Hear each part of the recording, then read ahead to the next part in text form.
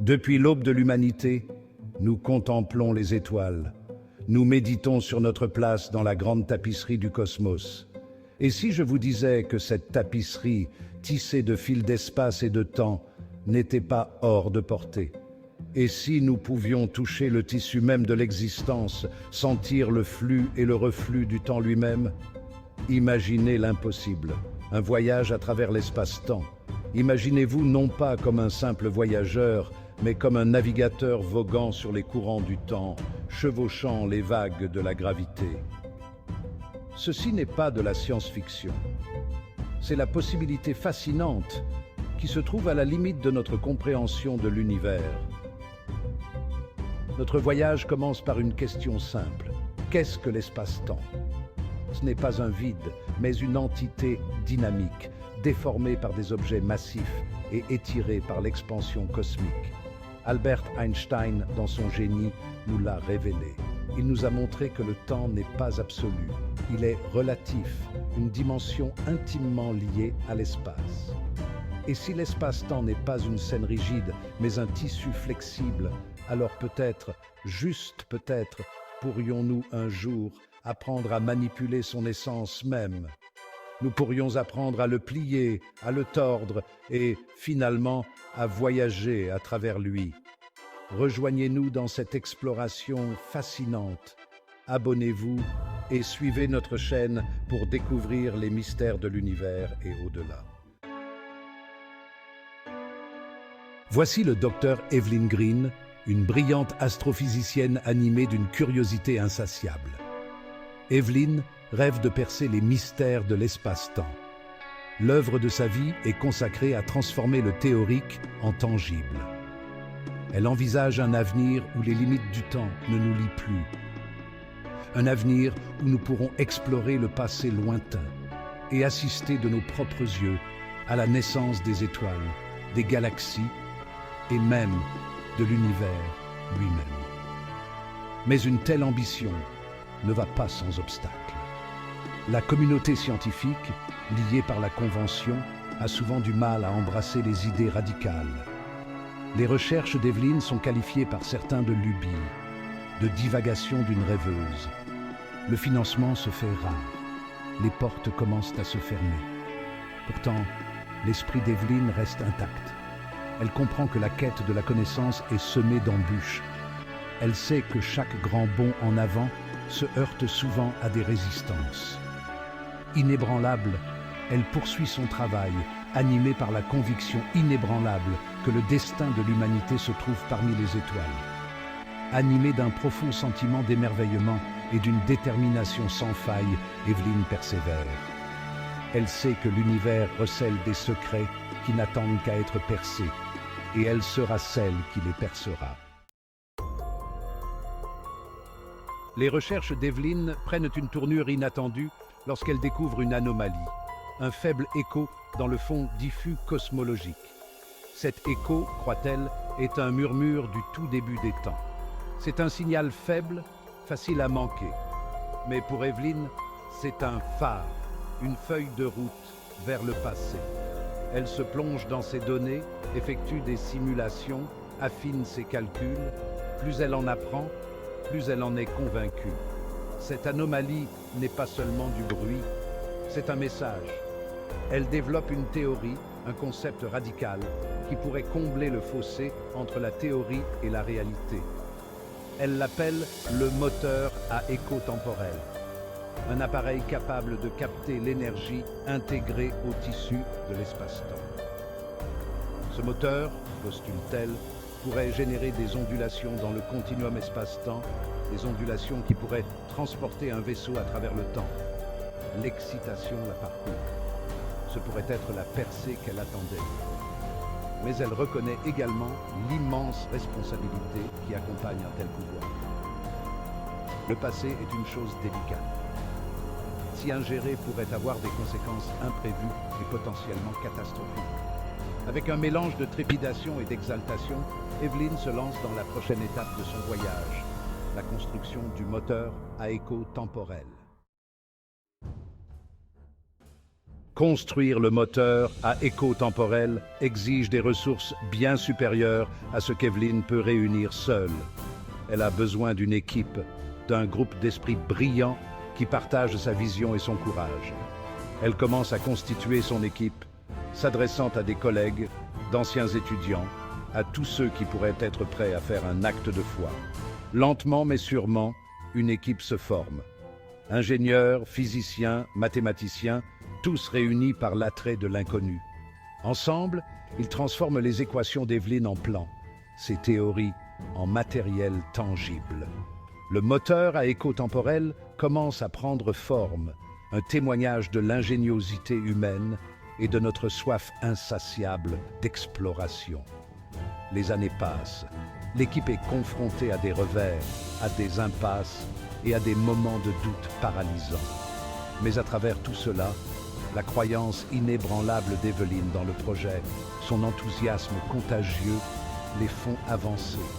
Ce sont des pionniers qui s'aventurent en territoire inconnu, animés du même esprit d'aventure qui a poussé les premiers humains à explorer le globe. Le jour du premier essai arrive. La tension est palpable dans l'air. Le moteur fonctionnera-t-il comme prévu ou sera-t-il un nouvel échec cuisant? Evelyn prend une grande inspiration, se ressaisit et donne l'ordre d'activer le moteur à éco-temporel. Section 5. Les gardiens du temps. L'activation du moteur à éco-temporel n'est pas un événement cataclysmique. Il n'y a pas d'explosion bouleversante, pas d'éclairs aveuglants. Au lieu de cela, un bourdonnement sourd envahit le laboratoire. Un son profond et résonnant qui semble vibrer jusqu'à la moelle de leurs os. L'air scintille, se déforme, et pendant un instant fugace, l'équipe aperçoit quelque chose d'impossible. Un vortex tourbillonnant de couleurs, un kaléidoscope de lumière et d'énergie s'ouvre devant eux. Puis, aussi vite qu'il est apparu, il disparaît. Le bourdonnement s'estompe, l'air se fige et le laboratoire reprend son aspect normal, du moins en apparence. À l'insu d'Evelyn et de son équipe, leurs actions n'ont pas passé inaperçues. Leur manipulation du tissu du temps a réveillé quelque chose d'ancien et de puissant. Quelque chose qui ne supporte pas l'ingérence. Des profondeurs de l'espace, des entités d'énergie pure, des êtres aussi vieux que l'univers lui-même, ont été tirés de leur sommeil. Ce sont les gardiens du temps, chargés de maintenir le délicat équilibre du continuum espace-temps. Pendant des éons, ils ont veillé sur le cosmos, assurant l'intégrité du flux temporel, et maintenant, ils ont senti une perturbation, une ride dans le tissu de l'existence. Les gardiens du temps convergent vers la Terre, attirés par l'anomalie créée par le moteur à éco-temporel. Section 6. À la croisée des chemins. L'arrivée des gardiens du temps n'est pas une invasion hostile, mais ce n'est pas non plus une visite amicale. Ils apparaissent devant Evelyn et son équipe, leur forme changeante et scintillante, leur motivation obscure.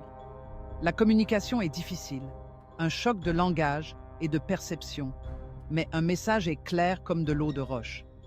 Le moteur à éco-temporel représente une menace pour l'ordre cosmique, une menace qui doit être neutralisée. Evelyn se retrouve à la croisée des chemins. Elle peut soit obéir aux gardiens du temps, démanteler l'œuvre de sa vie et abandonner ses rêves d'explorer le passé, soit elle peut défier des êtres au pouvoir inimaginable, au risque de mettre en péril le tissu même de l'espace-temps. Le poids de l'univers, semble-t-il, repose sur ses épaules. Après mûre réflexion, Evelyn fait son choix. Elle ne se laissera pas décourager. Elle croit que l'humanité a le droit d'explorer son passé, d'apprendre de ses erreurs et de tracer son propre destin. Les gardiens du temps, affirme-t-elle, n'ont aucun droit de la priver de cette opportunité. Elle ne laissera pas la peur dicter le cours de l'histoire humaine. Sa détermination force le respect des gardiens du temps, même si elle ne les fait pas changer d'avis. Ils lui lancent un défi, une épreuve pour prouver que l'humanité est digne de manier un tel pouvoir. Section 7. Le prix de la curiosité. Le défi lancé par les gardiens du temps est à la fois intimidant et énigmatique. Il transporte Evelyn et son équipe dans un coin reculé de l'univers, un lieu hors du temps et de l'espace, tels que nous les connaissons. Là, ils doivent naviguer dans un labyrinthe, une construction de pure pensée et d'énergie, où les lois de la physique se plient et se brisent à volonté. Chaque chambre du labyrinthe présente une épreuve différente, un test d'intelligence, d'ingéniosité et de compassion. Evelyn et son équipe rencontrent des échos du passé, des aperçus de futurs possibles et des êtres d'une puissance et d'une étrangeté inimaginables. Ils sont contraints d'affronter leurs peurs les plus profondes, leurs désirs cachés et les implications éthiques de leurs actes. En cours de route, ils subissent des pertes. Certains membres de l'équipe sont rendus fous par la réalité hallucinante du labyrinthe. D'autres sont perdus dans les échos du temps, piégés dans des moments de leur passé ou dévorés par des visions du futur. Evelyn regarde avec horreur son rêve, son équipe, s'effondrer autour d'elle. Le prix de la curiosité, semble-t-il, est plus élevé qu'elle ne l'avait jamais imaginé, mais elle persévère, animée par la conviction que la survie de l'humanité pourrait dépendre de son succès. Section 8. Un instant figé dans le temps. Evelyn, meurtrie et épuisée, atteint enfin le centre du labyrinthe. Elle se tient devant un vortex d'énergie tourbillonnant, la source du pouvoir du labyrinthe et la clé du retour à la maison. Mais ce nexus est gardé par un être de pure lumière, une manifestation de la conscience collective des gardiens du temps. L'être parle. Sa voix est un chœur de 1000 murmures, de 1000 échos.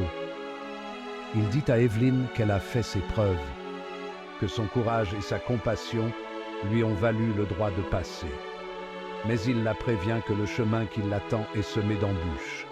Le passé est un endroit dangereux et changer le moindre détail pourrait avoir des conséquences catastrophiques sur le présent. Evelyn, humble face à cette expérience, jure d'utiliser ses connaissances à bon escient. Elle s'avance dans le vortex et l'espace d'un instant, le temps semble s'arrêter. Elle se voit enfant, les yeux tournés vers les étoiles, remplie d'émerveillement et d'une soif de connaissance. Elle voit son avenir, un avenir où l'humanité a transcendé ses limites et a pris sa place parmi les étoiles. Puis, aussi vite qu'il a commencé, tout est fini. Evelyn se retrouve dans le laboratoire, entourée de son équipe. Le moteur à écho temporel est silencieux, son pouvoir épuisé. Mais dans leur cœur, ils portent la conscience d'avoir touché du doigt l'éternité. Section 9. Notre héritage dans le cosmos. Le voyage d'Evelyn à travers le temps témoigne du potentiel illimité de l'esprit humain. C'est un rappel que nous ne sommes pas limités par les frontières de notre compréhension actuelle. Nous sommes capables de réaliser l'impossible, de percer les secrets de l'univers et de façonner notre propre destin. Mais c'est aussi un récit qui nous met en garde. Le pouvoir de manipuler le temps ne doit pas être pris à la légère. Il doit être abordé avec humilité, avec respect pour le délicat équilibre du cosmos et avec un engagement indéfectible envers l'amélioration de l'humanité. Nous sommes à la croisée des chemins dans notre évolution. Les choix que nous faisons aujourd'hui détermineront le cours de notre avenir. Allons-nous nous accrocher au familier, à la sécurité du connu, ou oserons-nous rêver, explorer, repousser les limites du possible? L'univers nous appelle, nous invitant à percer ses mystères et à prendre notre place parmi les étoiles. Pour en savoir plus sur les mystères de l'espace-temps et les merveilles du cosmos, je vous invite à regarder ma série documentaire Cosmos, une odyssée spatio-temporelle, disponible dès maintenant sur votre plateforme de streaming préférée. Ensemble, continuons à explorer, à rêver et à découvrir les possibilités infinies qui s'offrent à nous.